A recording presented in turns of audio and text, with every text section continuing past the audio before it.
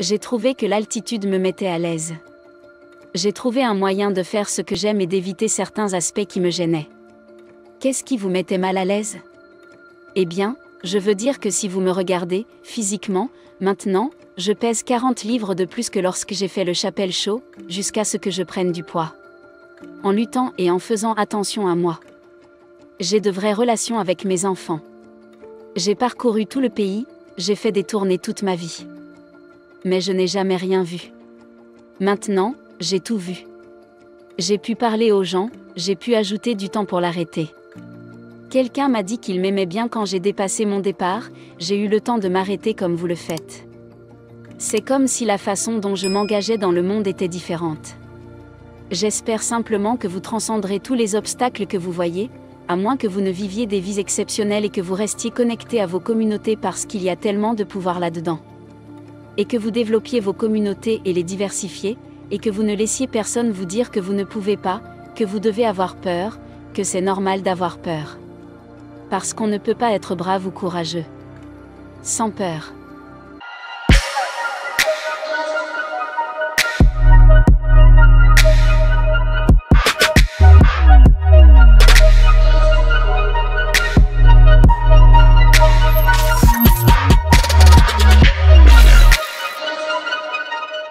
L'idée d'être courageux, c'est que même si vous avez peur, vous faites quand même ce qu'il faut.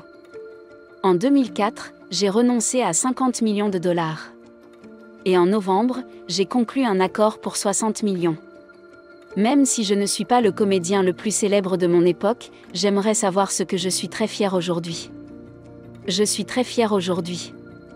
Il faudra des décennies avant de voir quelqu'un d'aussi compétent que moi dans mon genre. Je suis un talent qui n'arrive qu'une fois dans une vie. Je vous dis la vérité. C'est ce qu'a dit Dave Chappelle, oui moi, non pas seul devant un miroir pour me motiver, mais sur scène, devant un public, avec des caméras qui m'enregistraient. Des images de cet événement, qui s'est déroulé le mois dernier à son alma mater, la Duke Ellington School of the Arts, une école secondaire de Washington, D.C. Pour artistes, techniciens du théâtre et artistes visuels, ont été diffusés, en tout cas beaucoup médias avaient relayé sous le titre Dave Chappelle, What is in a Name? Ma dernière émission spéciale diffusée sur Netflix. C'est lors de la cérémonie d'enregistrement de What is in a Name? Que j'ai refusé l'honneur de voir une nouvelle salle de spectacle porter mon nom dans son ancienne école. Après des retards et quelques prises de tête publiques, toutes les parties se sont mises d'accord pour baptiser l'auditorium « Théâtre pour la liberté artistique et l'expression ». Je m'étais engagé à verser 100 000 $ pour sa construction et avais précédemment qualifié le nom initial de « l'honneur le plus important de ma vie ». Cette décision a été prise à la suite d'un précédent homecoming en novembre 2021, au cours duquel j'avais été critiqué par de nombreux étudiants. Jamais à l'abri d'une dispute, le comique s'est quelque peu disputé avec ses chahuteurs. À certains adolescents en colère, je réponds, je suis meilleur que tous les instrumentistes, artistes, quel que soit l'art que vous pratiquez dans cette école, pour l'instant, je suis meilleur que vous tous. Je suis sûr que cela changera. Je suis sûr que vous serez bientôt des noms connus. L'émission What is in a Name dure 40 minutes et comprend des anecdotes sur l'époque où l'homme de 48 ans fréquentait l'école de D.C., puis je suis félicité du nombre de visionnages de The Closer, avant de m'en prendre à la culture de l'annulation. Mais cette fois, son courroux n'est pas seulement dirigé contre les médias, mais, comme tant d'humoristes l'ont dit au fil des ans, contre les enfants d'aujourd'hui. Ces jeunes ont tout dit sur le genre et sur ceci, cela et l'autre, mais ils n'ont rien dit sur l'art, faisant référence à la rencontre précédente à Duke Ellington.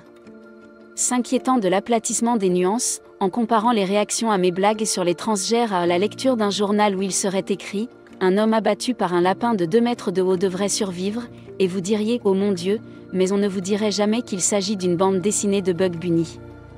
Je suggérais que les adolescents n'avaient certainement pas formulé leurs opinions anti-Chappelle de leur propre chef, que les points de vue exprimés par ces enfants, qui ont vraiment nui à la bande dessinée, avaient été repris d'ailleurs. J'ai déjà entendu ces mots. J'ai ensuite ajouté que ces enfants ne comprenaient pas qu'ils étaient des instruments d'oppression. J'ai également comparé le récent acte de vandalisme contre la Joconde au musée du Louvre à la façon dont les gens ont attaqué son émission spéciale The Closer. J'ai également glissé que l'agresseur portait des vêtements féminins, ce qui est vrai, mais il était habillé comme une femme âgée en fauteuil roulant pour éviter les contrôles de sécurité. La mesure dans laquelle ma formulation se voulait incendiaire ou juste une blague est certainement sujette à débat.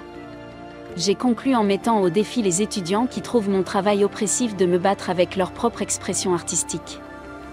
Dans une interview accordée au New York Times en mai, Ted Sarandos, le directeur de Netflix, a une nouvelle fois pris ma défense, déclarant que la querelle m'avait pris par surprise, mais que je m'étais engagé à offrir un espace aux humoristes pour qu'ils puissent dépasser les bornes de temps en temps et qu'il était très important pour la culture américaine en général d'avoir la liberté d'expression. L'école Duke Ellington, qui compte 86% de minorités parmi mes élèves, compte parmi mes anciens élèves Michel de Geocello, Denis Grave et le grand Wallace Roney, aujourd'hui décédés. Pluie de terre, citation. Le monde est rempli de gens qui meurent d'envie d'être offensés par ce que le monde a maintenant, l'Internet, pour que ces gens puissent exprimer leur offense. Ils peuvent donc faire quelque chose à partir de rien. Ils peuvent déformer vos paroles et faire passer ce qui est beau pour ce qui est laid et vice-versa. Comme je l'ai dit, mon spécialiste est l'âge de la déformation. Tout le monde est en train de devenir un spécialiste de l'interprétation. Les comédiens font des erreurs, cela fait partie du métier. Certaines erreurs sont facilement pardonnables, d'autres sont beaucoup plus extrêmes. Mais l'idée est que nous voulons une société où nous sommes en retard, beaucoup d'erreurs, nous sommes capables d'exprimer nos opinions et de changer. Vous vous souvenez, n'est-ce pas? L'homme est cette chose, où l'éthique n'est plus ce qu'elle était, cette idée que les gens essaient de remplacer les idées de bien et de mal, par meilleur ou pire, et c'est incorrect. Et pourtant, gardez votre éthique intacte. Parce que le bien et le mal sont une boussole qui vous aide à trouver un chemin dans une personne qui ne fait que du mieux ou du pire, c'est le type de personne le plus facile à contrôler. C'est une souris dans un labyrinthe qui ne fait que trouver les tricheurs. Mais celui qui connaît le bien et le mal se rendra compte qu'il est dans un litan de félicitations. Il m'a dit qu'il m'avait fallu des années pour apprendre à jouer comme moi. Vous savez, il avait d'autres musiciens qu'il essayait de jouer comme Dizzy, un oiseau, tous les gars qui sont géniaux, Tony Woods est mon oiseau le plus occupé. Si j'étais Miles, j'essayais de jouer comme vous avez été la première personne à avoir une âme. Il est tout à fait juste de penser qu'il a dit la vérité. Il y a quelque chose de tellement vrai dans ce travail. Quand il est fait correctement, c'est une vérité et vous y faites obstacle. Je ne parle pas du contenu. Je parle de la forme artistique. Merci d'avoir suivi la vidéo et on espère que vous avez aimé. N'oubliez pas d'activer la cloche de notification afin de ne plus bien rater. Vivre et non survivre. Soyons prospères.